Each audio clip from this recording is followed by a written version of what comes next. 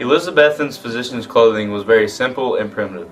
They wore long cloaks, pointed hoods, leather gloves, leather boots, and often a bizarre bird-like mask filled with bergamot oils, which was believed to protect them from breathing the same air as the infected victims of the bubonic plague.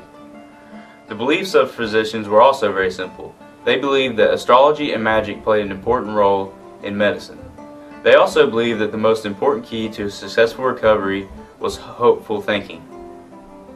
The precautions of Elizabethan physicians was the coverall clothing that was worn and the burning of infected victims of the clothes of the bubonic plague.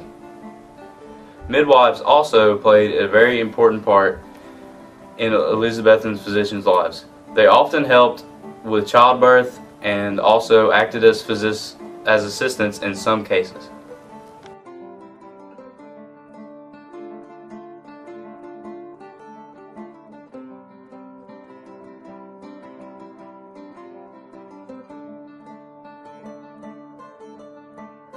During the Elizabethan era, the explorers from England would bring back plants from other countries so that the physicians could study them, because most of the medicines they used were home remedies and things from the environment. One of the main concerns for the physicians and the people during the Elizabethan era was the Black Death, which was the plague pretty much.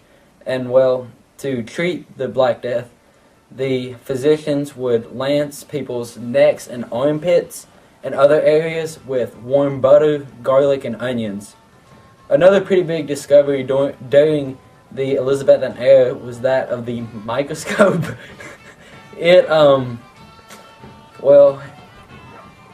helped doctors find minute structures in the bodies while they were doing surgery, and this really helped them a lot, because during this era the doctors really didn't know what bacteria was or the need to sterilize their equipment, but the doctors during this era were nonetheless learning about the medical field.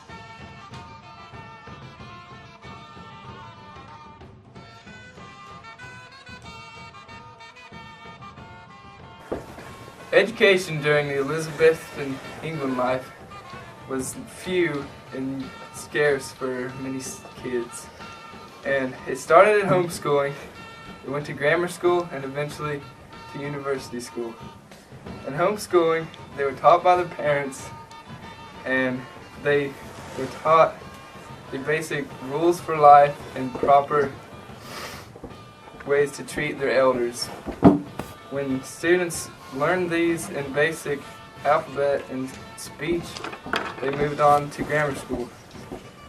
And in grammar school, students used the most famous tool, which was the hornbook, and it was used to write on, and it had the alphabet on it. Students were taught the alphabet and basic grammar, and they were also taught sentence structure. Once they could master these skills, they moved on to university education. At age 14, that was the most popular age for students at university level. The most popular schools were Oxford and Cambridge. The students were taught law, theology, medicine, and liberal arts. But sadly, many students never majored or graduated from school.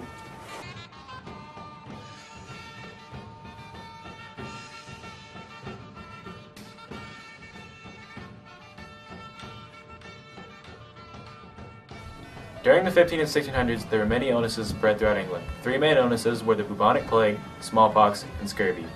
The bubonic plague was transferred mainly through a large rat population or being bitten by an infected flea. After about 3 days, the symptoms would start to occur. The symptoms of the bubonic plague are chills, fever, diarrhea, and swelling of the lymph nodes. Smallpox was also a mass epidemic during this time. Smallpox was transferred mainly through inhalation, and the symptoms of it were chills, fever, and hemorrhaging in the lungs or other organs.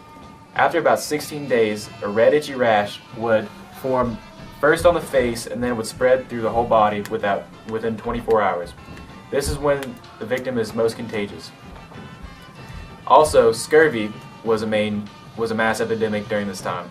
Unlike the other two diseases, this was a dietary deficiency and was mainly caused through lack of vitamin C. The main people who caught this were people who were on long sea voyages for a long amount of time. The main way to cure scurvy is with fresh fruit. The symptoms of scurvy are backache, fatigue, swelling over the bones, and hemorrhages in the gums.